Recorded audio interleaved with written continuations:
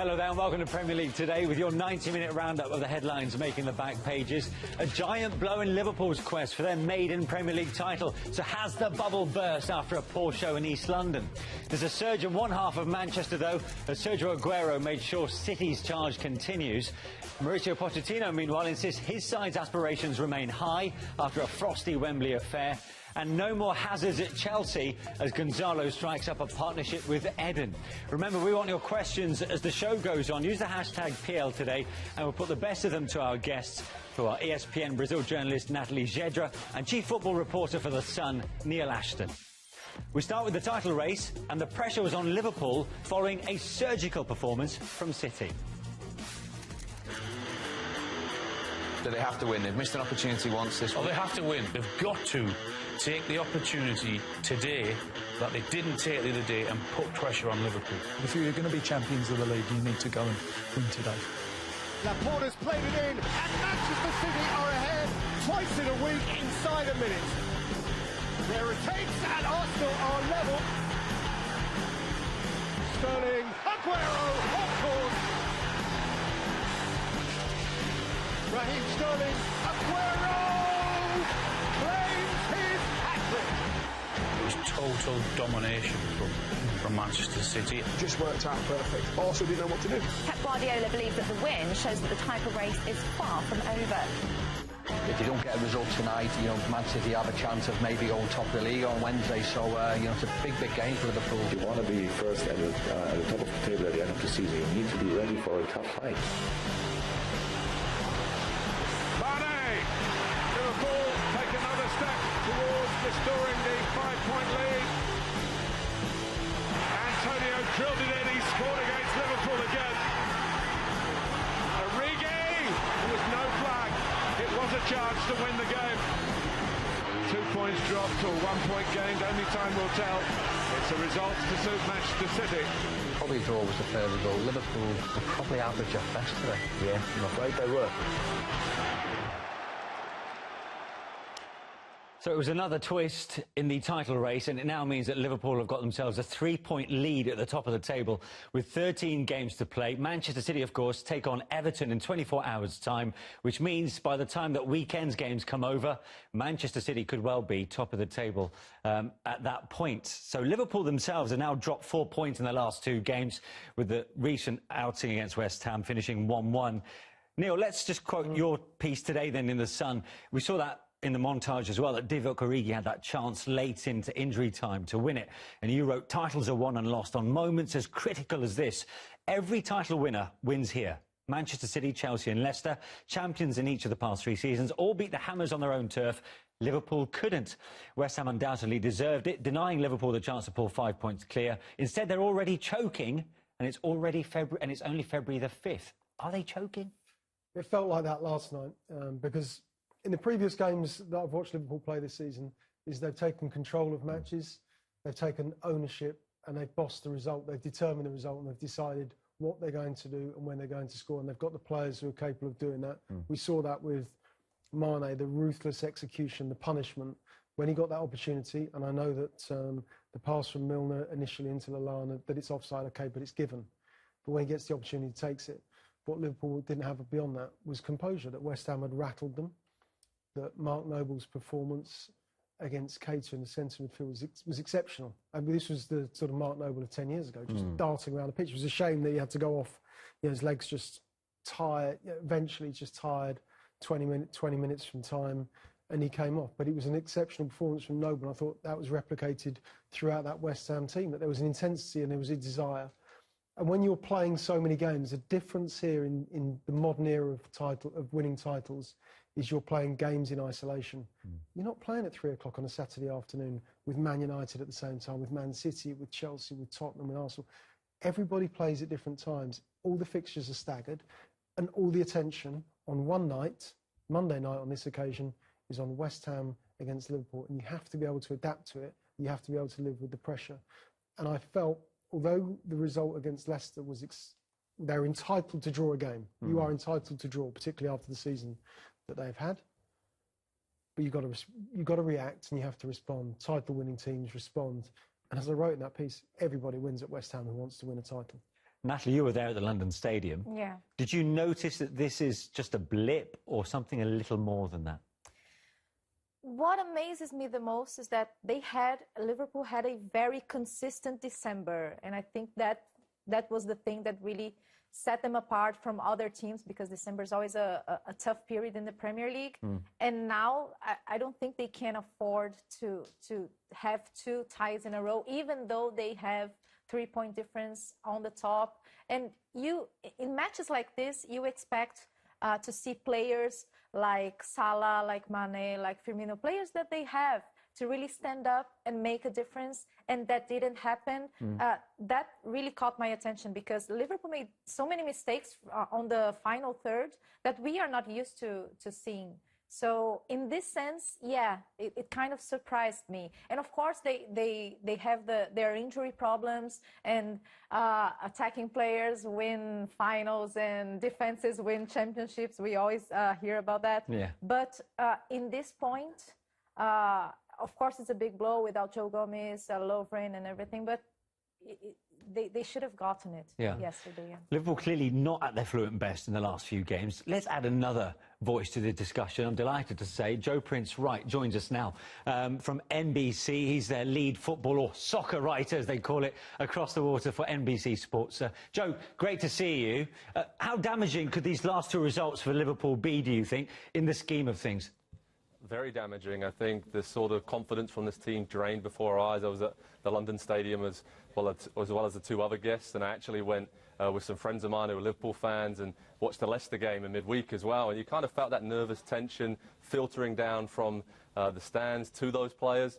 And I just think that, as Natalie said, when you go 1-0 up, you expect the big 3 up front there to really take over the game and go 2 or 3 ahead. But there's almost some hesitation now with Liverpool, which we weren't seeing throughout all of this season. And I think back to that Man City defeat and saw the confidence and some question marks that arose there. And Klopp after that game said, you know, it's okay for us to be nervous, it's okay for us to feel pressure, because we haven't been in this situation before. But they're showing that right now. The cracks are starting to appear for Liverpool for sure. Is there a lack of understanding between certain players now? Because with the injuries kicking in, you know, they've just mentioned in the studio, they are missing key players, with James Milner having to play at right back, therefore taking him away from the centre 3. There was no Wijnaldum there either, or Jordan Henderson. Is this what we're seeing? Is that perhaps this squad depth isn't as good as other sides that have gone for the title? It's very unfortunate they've had those 4 or 5 injuries to, you know, key areas, centre back, right back. And then the decision to let Nathaniel Clyne go on loan seems mind-boggling right now, because you take Milner, as you said, away from midfield, put him right back.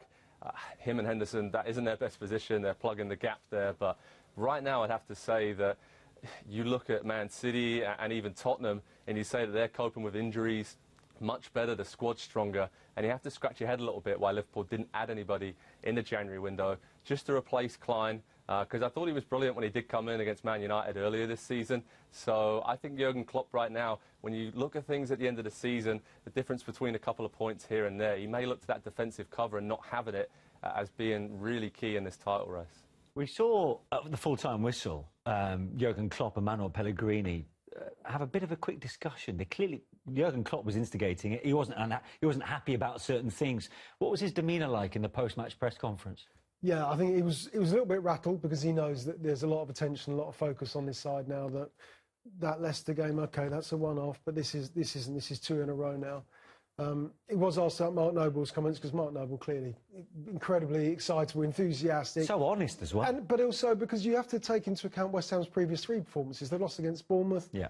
A shameful, shambolic performance in the FA Cup, losing to AFC Wimbledon in League One. Then, of course, their last result, which is a thumping at Wolves. They reacted last night. So Mark Noble's got this incredible amount of enthusiasm. He reacts to it, and he talks about scaring Liverpool, frightening them. And then, of course, naturally, as journalists, you know, we will ask Jurgen Klopp. Klopp was asked about that, and he reacted by saying something along the lines of, well, I don't know Mark Noble, but it's a shame that West Ham don't play like this every week, which is entitled to say. But I thought it showed that it's getting to Klopp as well, that he knows. But people who talk about this, him not having the mentality, not having won the Premier League, come on, he's won the Bundesliga with Dortmund. This is a guy who's taken his team to within a whisker of winning the Champions League against Bayern Munich at Wembley Stadium. He's got close. He's built brilliant teams. It's going to take, as it does for all teams in these positions, when they haven't won titles in this country, when it's so long, when the pressure builds, it takes nerves of steel. It takes a unique constitution and mentality to be able to withstand the pressures. And it doesn't get any easier from here. It gets tougher. And you have to add in the Champions League as well, because Liverpool got a tough game in that competition too. Yeah, and it's interesting because you talk about there how he already has a trophy-laden career so far, as he showed in Germany. But already 2 games ago, after the Palace win, people were saying that the nerves have kicked in for Liverpool, talking about the football club but not the manager. Surely there's got to be some sympathy here, even from the journalists, that he's not showing any nerves, and he's in a no-win situation. If he talks about nerves, people will say he's nervous. If he ignores it, people will say, well, clearly he's trying to protect the players. Yes, and you have to take a look at the context, because Klopp's been in Liverpool for 3 seasons now, and everybody's talking about him winning his first title, finally winning his first title. So there is this whole atmosphere, and every time that Liverpool comes close to a title and they have a little bit of a problem, the fans start getting suspicious because of their recent past. So there's this whole context behind this Liverpool run. I still think they're going to win the league. I still do. But I think it's going to be tighter than what we expected in December, for example, when City lost points. I'm looking at Neil here. Yeah. Because there were 10 points clear, weren't there? It was only overnight. Yeah. And there were 10 points clear. The excitement, and people just get carried away, the enthusiasm. Nothing's won in December, though, is it? That's the point. It's, yeah, you can go on great runs. They went on a great unbeaten run. All of a sudden, then eventually, of course, you go back to there's key points in seasons, and Liverpool have had those moments. Manchester City at home, when Mahrez sent the penalty, still looking for it, goes straight over the crossbar, doesn't it? Everton, 96th minute, Origi. But last night, the last kick of the game, Origi on as a super sub, go and do it again. Has that chance, has a big opportunity, go and win it. That's what you're there for. That's why Klopp threw you on in an emergency. There's no other reason Origi was on the pitch. It is an emergency. Go and find a way to go and score to win it. It doesn't matter how it comes, doesn't matter how we play, just go and get the 3 points. He had the chance and he couldn't take it. In fact, he couldn't even connect with the ball properly. No, when Natalie said she still thinks Liverpool are going to win it, are you agreeing with her or not? I can't remember who I said was going to win at the start of the season. This is always the problem, isn't it? I probably said Man United, actually. They are entitled to a blip. This is what I would say. Yeah. They've had an amazing 5 months. You are entitled to a little tricky patch. But they've lost. I thought he made a mistake at Wolves, his team selection, in the FA Cup. Yeah. I thought that's a big mistake. In terms of losing momentum? I think players want to play. You are granted 3 weekends. Third round, you're off. Third round, no Premier League fixtures. Fourth round, no Premier League fixtures. Fifth round, no Premier League fixtures. There is no congestion. What fixture congestion are you thinking about? There isn't any. They are 3 weekends. Go and play your team and go through. Players want to win. Players want to win silverware. Of course they do. Joe, I can see you're desperate to come in here. Yeah, well, I picked Man City to start the season. I'm feeling quite confident at the moment, the way they're just, grinding away, getting the wins. But I did go through and, projected the last 13, 14 results of the season. I had it tied level, 92 points, Liverpool, Man City winning on goal difference. Where are Tottenham? Joe, where are Tottenham? They're about 8 or 9 points behind Neil, but, they just didn't quite last the distance. But it's going to be tight, like Natalie said, much tighter than I think we all thought at the start of the season. Yeah, and I think there's one thing that we can all agree on, is that away games from here on in for Liverpool are meant to be the easier ones, because the tension that we've seen displayed at Anfield amongst the Liverpool fans particularly, who are so desperate for their team to finally win that first league title since 1990, just makes for a lot more tenser atmosphere on Merseyside. Well, it did last week. I mean, the Leicester game. Well, Leicester, for example. Yeah. And the reaction that night is there's nervousness. And Natalie, the word she used was brilliant. Suspicion.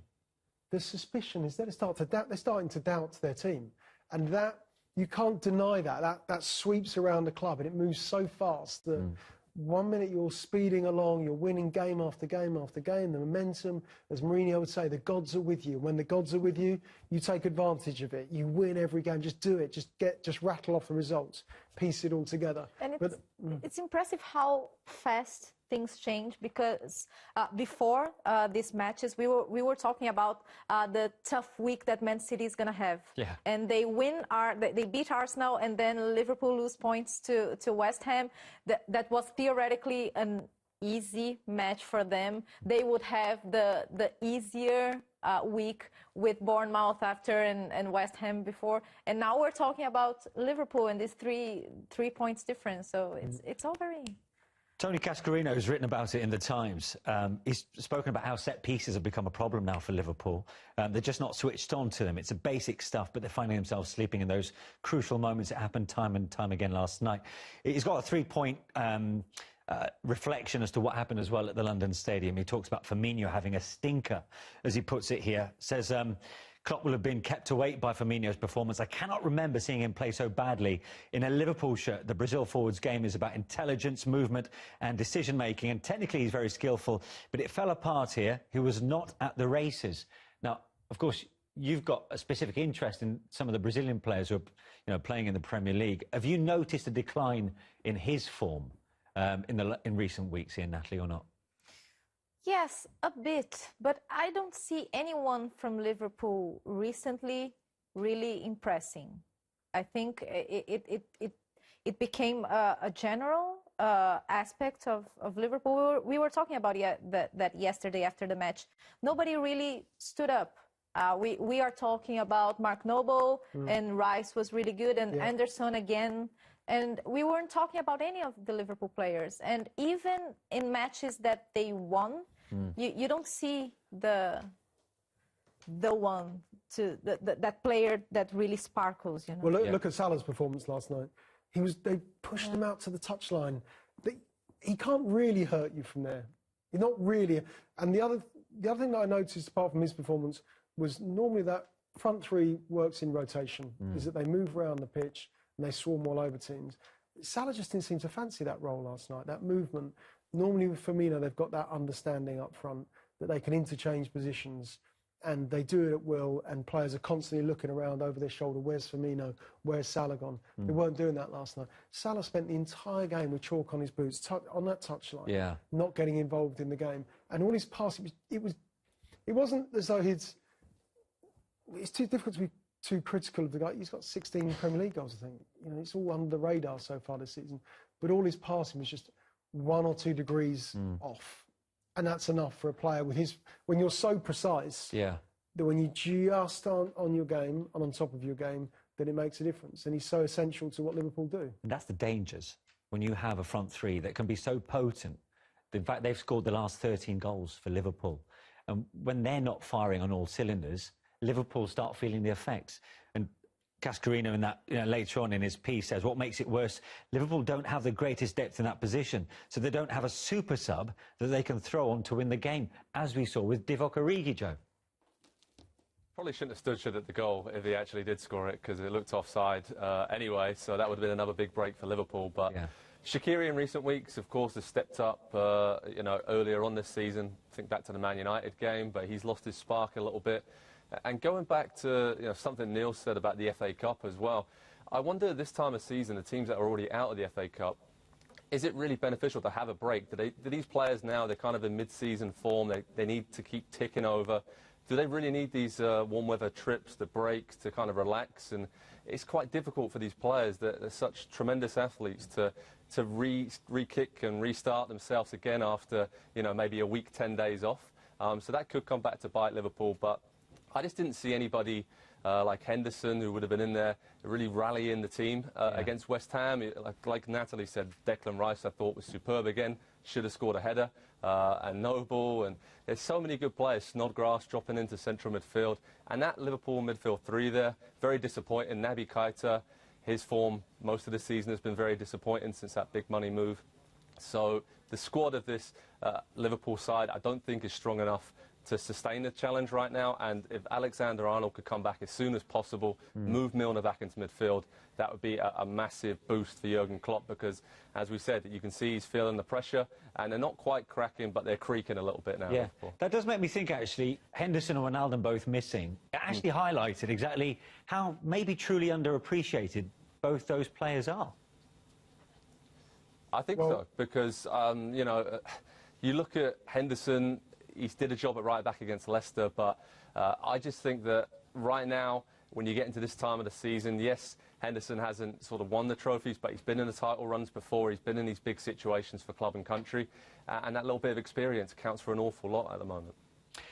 Now, you talk about momentum there, Joe, and that's interesting, because having a look now at the fixtures that's coming up for Liverpool, because they've got Bournemouth at the weekend, but then, because of them being out of the FA Cup, they've got themselves a 10-day break before they've got to get themselves into top gear for just a small match of Bayern Munich. And, you know, Jurgen Klopp's going to be more than up for that game. Before it all goes on again with Manchester United, Watford, Everton in the Merseyside derby, and then Burnley. That stop-start nature of this season could hamper their efforts, as you pointed out to earlier. Yeah, and I mean the game against Bayern Munich's fascinating. Of course, it is because they've just hit they've just hit a little bit of form themselves. Of course, Klopp and Liverpool, they've got great history. Liverpool, the club, have got great history with the Champions League, and Klopp knows it's a prestigious competition as well. So he'll clearly want to win that game. But Manchester United as well. Look at the run that they're on. We don't know what the run will be by the time we get to it. But Solskjaer, I was looking at him the other day. It's not just the 10 games at Manchester United. It's beyond that. It's 11 games with Mulder. This is a guy who's 21 games unbeaten. Solskjaer hasn't lost a game of football competitively since August. That's an awful lot. That's a long, long period. And he wants to extend that run. And that is a pivotal game for Manchester United and for Liverpool. For Solskjaer's future as the Manchester United manager. Wants the job. You've got to keep proving yourself. The different challenges, the different hurdles that are put in front of you. Liverpool at home at Old Trafford is yet another one of those. Yeah. And Liverpool have got to defend that and find a way to get around it and navigate it and find the solutions. They couldn't find solutions last night on the pitch against West Ham at any point. They have to find solutions in those big games against Bayern Munich and, of course, against Manchester United too. Natalie, how do you see Liverpool navigating those fixtures? Will they be dropping key points in the league or not? It's hard to tell, but I completely agree with Neil when he says that the United match is a pivotal one, because you see United and there's a sense of freshness, not only because of the mood, but the way they're playing. And Liverpool doesn't have that in this moment. Of course, it's 20 days away, so it's a lot of time. There's Champions League in between, but this is going to be a crucial one. And Champions League has this great power of lifting spirits and changing things completely. And Bayern Munich is always a big fixture for Klopp, just for himself. And so, yeah, it's going to be interesting this month of February. Well, as I mentioned earlier, Manchester City have got the chance to go top of the table, albeit on goal difference, should they beat Everton at Goodison Park on Wednesday. Now, their manager, Pep Guardiola, has been talking to the media in the last 20 minutes, and he was asked whether he felt City are now favourites for the Premier League title. Yeah, 3-4 days ago we are already done. So the champion was Liverpool, and now we are the favourites, and maybe in 3 days we are leading or we are 7 points behind.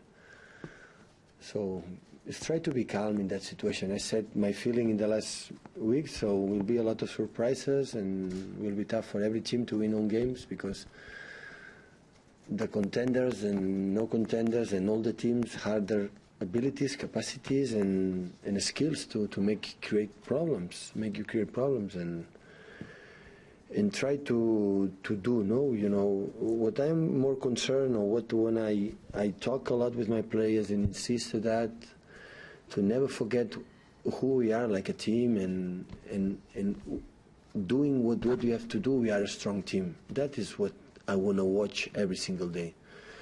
After we'll see about the results, the table, the favourites, and these kind of things. City, of course, kept up the pressure on Liverpool after that 3-1 win against Arsenal on Sunday. But unlike Liverpool, they didn't hit top gear against the Gunners. But is that where we've seen the difference between these two title contenders, that City can still come away 3-1 winners against a top 6 contender? Joe? Yes, because I think that right now they're just playing within themselves, as you said, and that's quite scary for the rest of the Premier League, if not Liverpool, because the defensive changes, I mean, Fernandinho slotting back there, worked quite well. And I just think that Aguero, Silva, De Bruyne, they're experienced players now, are just getting them through games. And those 3 goals for Aguero were, you know, textbook Man City, if you like, little ball to the touchline, pull it back, finish. It looks so simple, but that is hours and hours on the training ground under Pep Guardiola. Just kicks in, and they know exactly what they're doing. And, of course, like I said before, they have the experience now, these players, that they're in these situations.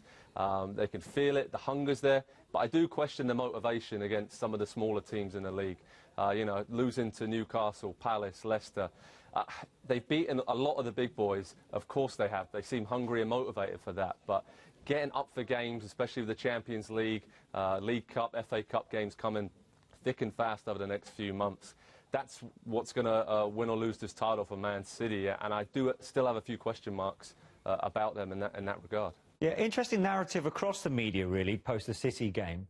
Because like those defeats to Newcastle, Palace and Leicester, Natalie, it's been, I suppose, observed that City went into their shell when they initially took the lead and weren't looking at their best. Is that how you saw them? When Pep Guardiola was asked about that, about dropping points, about looking a bit sloppy against teams like Newcastle, Crystal Palace and Leicester, he said, well, but look at our results in the Carabao Cup. We don't settle against technically smaller teams. Yeah. So, yeah, but you see that there were moments that they didn't feel quite motivated. They didn't look like Man City that we saw last season. Of course, it was something outstanding, completely beyond normal paradigms. But it was weird. I was in all of these matches, and honestly, it didn't look like Man City. It was an interesting team selection. Now, we'll talk about Sergio Aguero and his 10th Premier League hat-trick in a moment, Neil. But Jonathan Wilson of The Guardian says the team selection raised a few eyebrows in the media box there. Fernandinho was at centre-half with Otamendi. Aymeric Laporte was performing at left-back, which we know he can do already. He asked the question, is Pep in danger of overthinking things as he rotates his squad?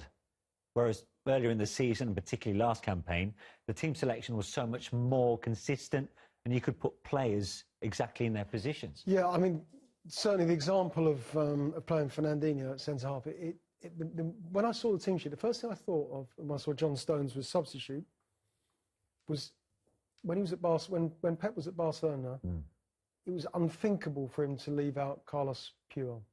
Now, I know that he was the captain, his main man, his leader on the pitch, his warrior, and he everything about Barcelona culture was embedded in Carlos Puyol. So I get that. But that was his main man at Barcelona. He would never drop him. He's undroppable. John Stones is just not sure. This is a guy that he paid £50 million to sign him from Everton and leaves him out of a game against Arsenal. So the only reason you're doing that is because you don't fully trust somebody to do what you want them to do. I don't even think it was punishment for the Newcastle defeat, because he wasn't by no means the worst player on the pitch at St James's Park. There was a few in that category. But it's moments like that. But of course, arguably, it worked. Well, the decisions worked.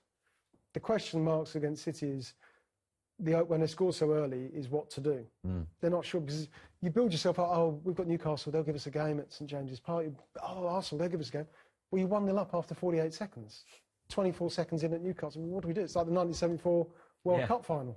Holland score pretty much straight away. What do we do now? It's the old adage, just then you score lose too to early. West Germany. That's what happens. So it can be damaging. Because you don't know what you're expecting someone to give you a game, and they can't. They're not good enough.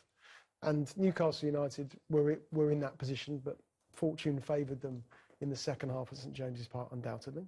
But you mentioned Puyol as a very reliable player for Pep Guardiola. Maybe Fernandinho is that player for Guardiola. But he should have been. It was his mistakes against Newcastle for both goals, penalty as well. Gives the ball away for the first goal, penalty for the second. He doesn't. He retains his place in the side. That's his soldier, isn't it, on the pitch? Yeah, but then he plays him at centre half. Yeah, because you can't trust. What do you think? I can't trust this guy in midfield anymore. No, but it puts him as what I'm saying is he puts him as the last line of defence. Yeah. But, you know, if he's rash by conceding a penalty in the way he did... I guess if you're looking for complete experience, someone... OK... But he's rarely let him down. St James's Park was a one-off. OK, so we get that, and he's talked so highly about him. So perhaps he thought, without Vinny Kompany at the back, and with having to move Laporte to left-back because of the circumstances, that he thought perhaps that little bit more experience, a little bit more composure, and that's why he put him there. He's also got... I mean, his passing is phenomenal. So his range of passing is phenomenal. Yeah, he's got that. That's a... He's mastering that at that level. But the main person, I suppose, picking up the headlines and dominating the headlines afterwards was Sergio Aguero.